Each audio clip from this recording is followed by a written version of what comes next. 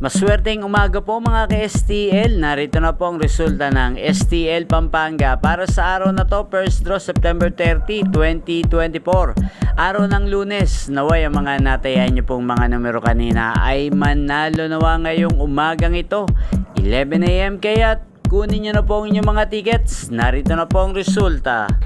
Para po sa STL Pampanga, first draw result, ang mga numerong nanalo 12 at 27 in exact order sa lahat po ng tumaya kanina para sa first draw ng 12 at 27. Congrats po sa inyo, panalo po kayo.